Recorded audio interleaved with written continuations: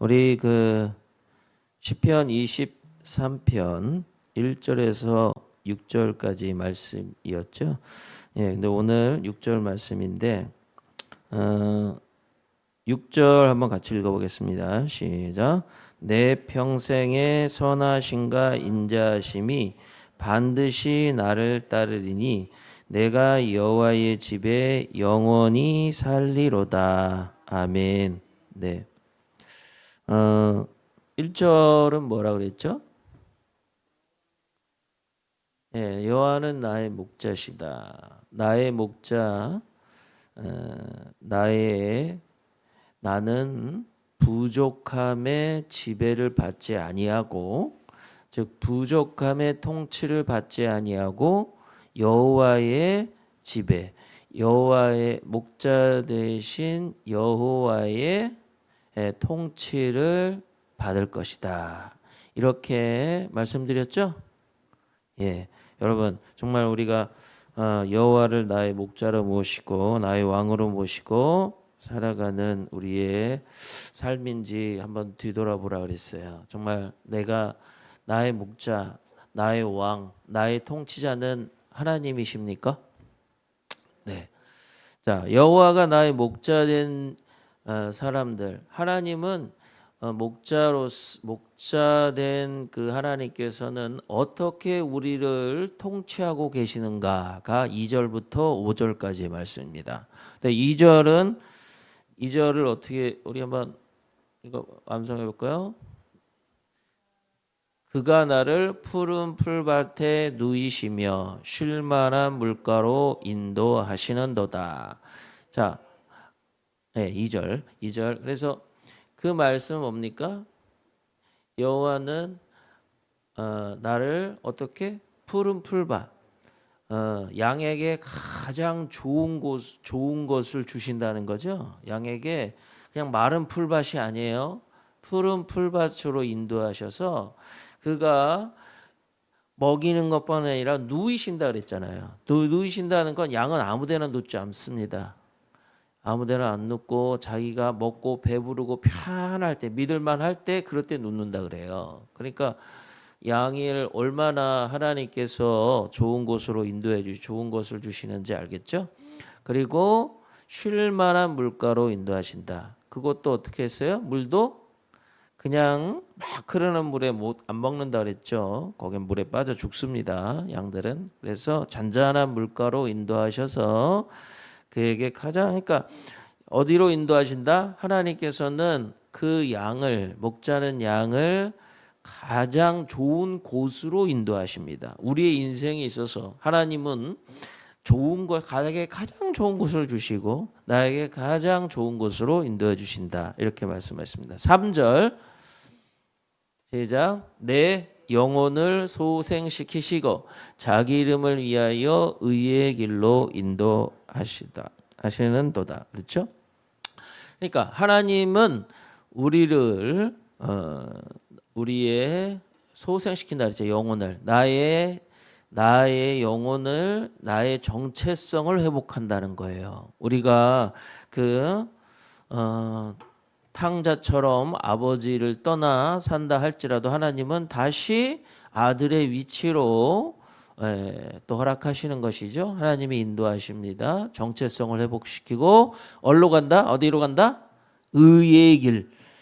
정체성에 맞는 길로 가게 하신다는 거예요. 하나님은 우리가 하나님의 아들로서 또 하나님의 아들로서 어떻게 살아가야 되는지 그 삶의 길로 인도하신다고 말씀했어요. 그것은 하나님께 영광이 되는 삶이고 또 하나님이 기뻐하시는 삶이고 또 우리가 행복한 길이죠 라고 말씀을 드렸어요. 아멘이십니까? 네, 그 다음에 4절 사망의 음침한 골짜기로 다닐지라도 주께서 해를 두려워하지 않을 것은 주께서 나와 함께 하심이라. 주의 지팡이와 막대기가 나를 안위하시나이다. 아멘. 이런 사망의 음침한 골짜기 안 갈 수 없다 그랬어요. 안 가도 됩니까? 안 가면 푸른 초장으로 못 가는 거예요. 의의 길을 못 가는 거예요. 반드시 가야 될 길이에요. 이 길은. 그러니까 우리 삶 속에서 이런 사망의 음침한 골짜기가 없을 수 없다는 거예요. 그 하나님께서 날 싫어해서 날 미워해서 사망의 음침한 골짜기로 몰아넣는 게 아닙니다. 가는 길이에요. 그런데 그곳에 그럴 때 어떻게 하셨다?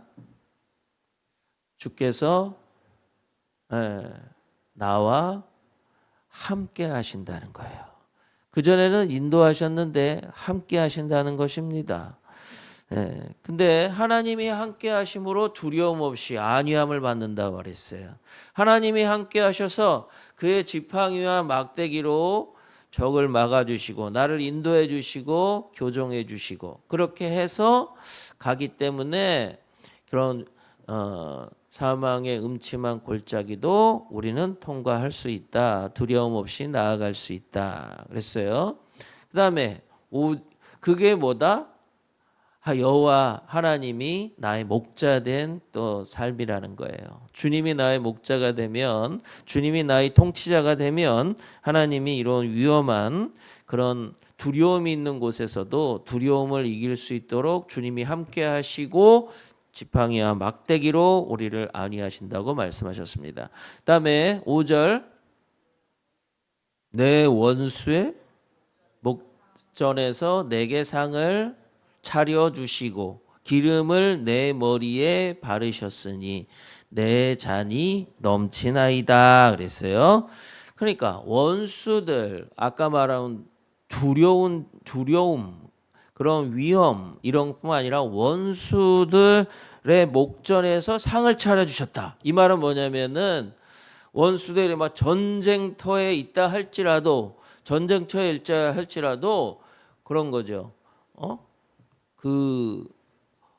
군수품을 계속 대주고 무기를 공급해주고 막 이러면서 하나님께서 목자가 양을 위해서 같이 지내면서 먹을 것 주고 또 채워주는 거예요. 먹을 것 주고 케어해주고 그럼 어떻게 할까요?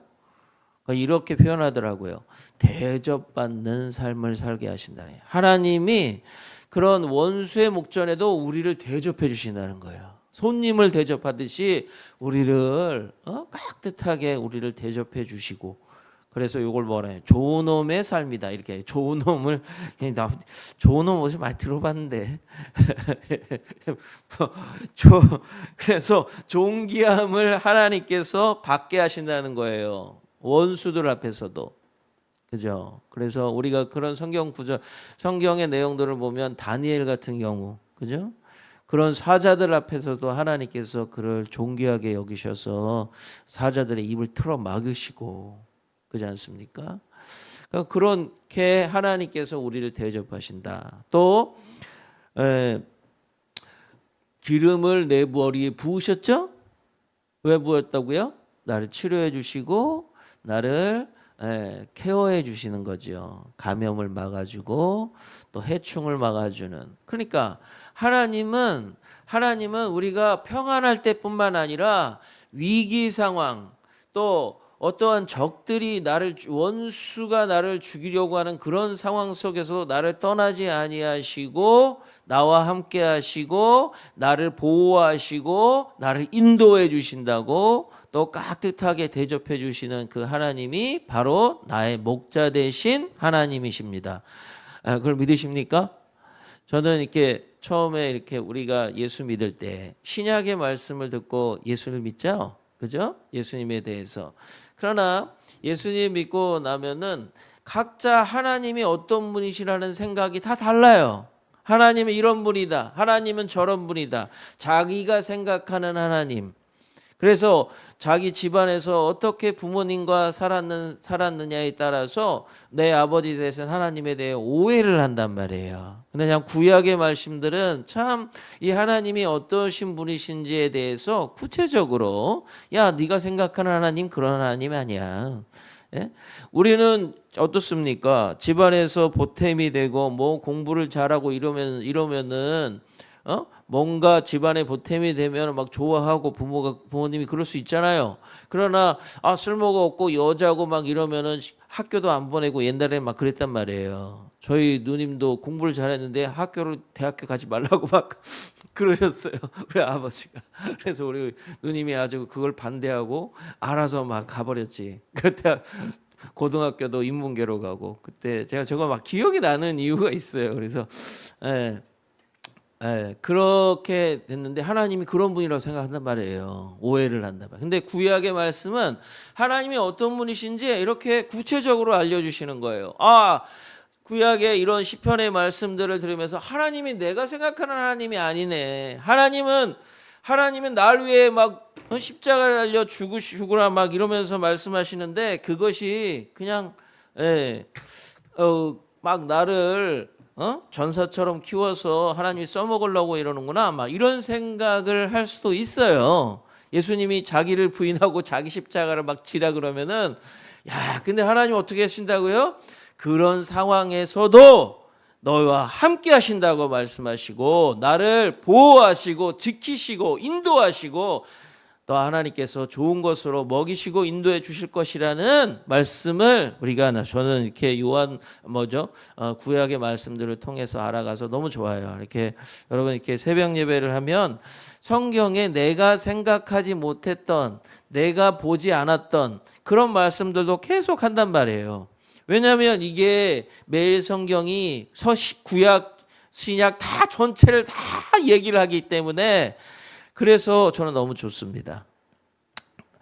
자, 그래서 6절이죠. 6절은 뭘까요? 오늘 말씀은 내 영혼을 내가 평생에 선하심과 인자하심이 반드시 나를 따르니 이게 뭔지 아십니까? 이게 뭐예요? 1절의 말씀이에요. 여호와는 나의 목자시니 내가 부족함이 없으리로라를 다른 말로 하면 선하심과 인자하심이 내 평생의 선하심과 인자하심이 반드시 나를 따르는 삶이 바로 여호와는 나의 목자 된 삶이에요. 할렐루야. 저는 제가 이렇게 이번에 그 특별 새벽 예배 때 시편 23편을 설교를 하겠다는 생각이 들었던 말씀은 6절의 말씀이에요.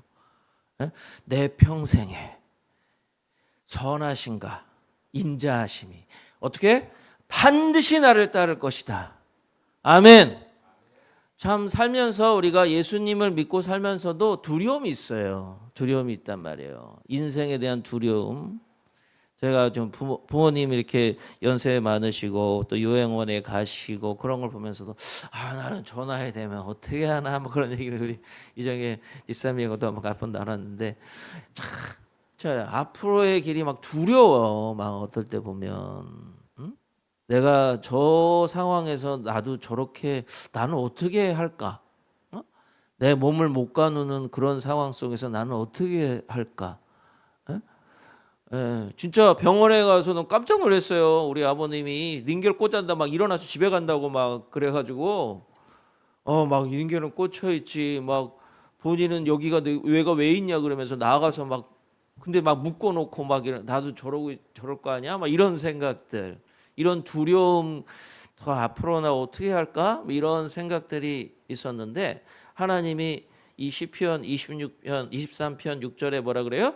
내 평생에 선하심과 인자하심이 반드시 나를 따른다는 거예요. 그런데 내 평생에는 뭐예요? 내 평생이죠. 선하심은 뭐냐? 선하심이 여러분 선하다 이렇게 생각하면 추상적인 생각일지 모르겠지만 선하시다는 것은 이게 원어로는 토부예요. 토부. 하나님 토부는 뭐냐면 창세기 1장에 보면 하나님이 보시기 어떻다? 좋았더라 이렇게 말하죠. 이 좋았더라의 말이 토부이고 여기 선하심이 토부인데 그러니까 하나님께서 다 지으신 것이 어떻게 됐다? 좋았죠. 그런 것처럼 하나님이 하시는 일, 나에게 하시는 내 평생에 하실 일을 좋은 일이 된다는 거예요. 하나님은 우리를 좋게 계속해서 선하심으로 우리를 계속 좋게 만드시는 거예요. 예? 방향적으로 계속 하나님이 나를 좋은 쪽으로 막 이렇게 끌고 가는 거예요. 할렐루야. 그게 이 선하심입니다. 그리고 인자하심은 뭡니까? 헤세드죠. 헤세드.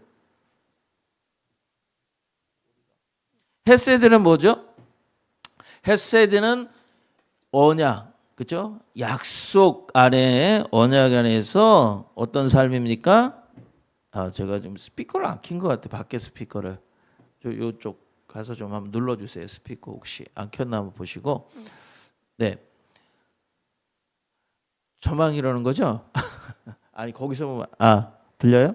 들려요? 예. 예. 그래서 이 헤세드가 뭐죠? 헤세드는 변함없는 사랑이에요. 변함없는 사랑. 언약 안에서 변함없는 사랑.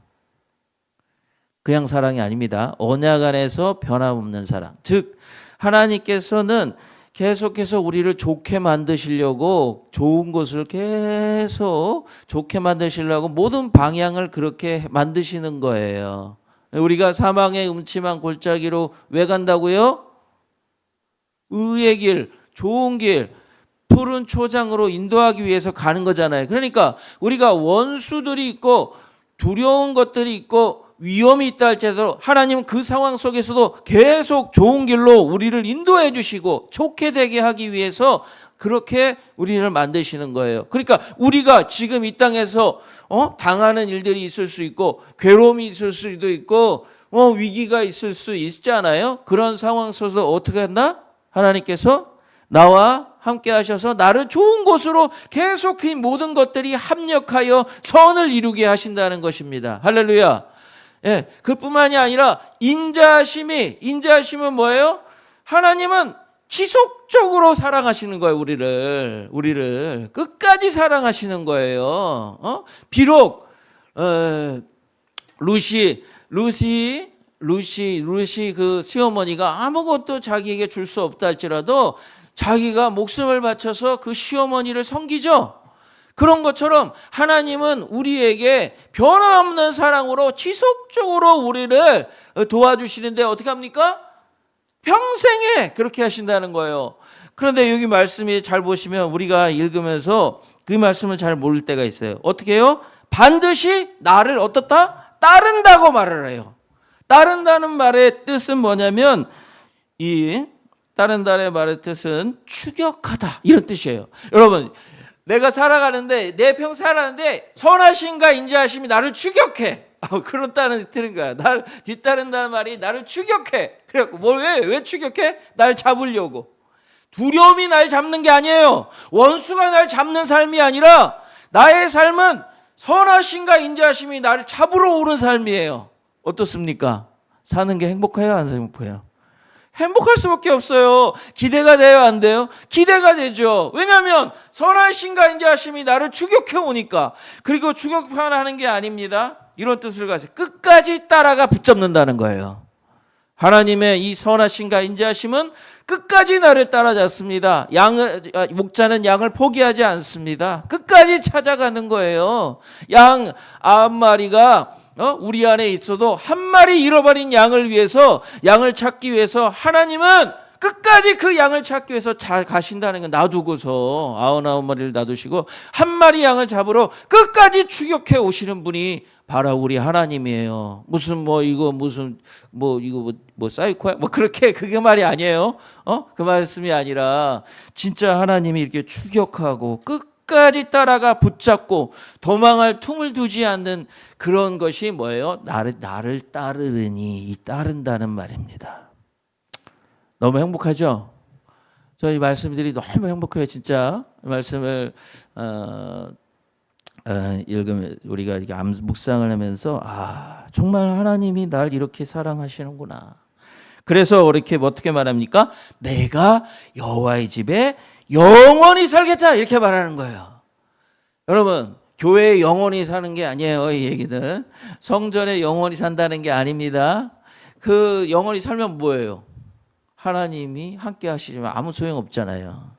지금 이 말은 뭐냐면 나는 하나님과 영원히 함께 살겠다 이런 얘기지. 그렇게 성전에서 살면 하나님과 가장 많이 살 수 있죠. 제가 이렇게 헌신할 때도 이게 헌신이 가장 좋은 거구나 이런 생각이 들었어요. 처음에 막 두려웠어. 내가 어떻게 이렇게 살 수 있지? 내가 그렇게 지금도 뭐 이렇게 못 살고 있지만, 근데 이게 가장 좋은 길이라는 걸 가장 하나님과 같이 있을 수 있는 확률이 높은 곳이 바로 성전에 있는 곳이기 때문에 내가 여호와의 집에 너 하나님의 임재에 하나님과 동행하며 영원히 살겠다고 결단하는 것입니다. 할렐루야. 정말 우리 이 땅을 살아가면서 이 다윗의 고백처럼 우리의 고백도 내 평생에 선하심과 인자하심이 반드시 나를 따르리니 내가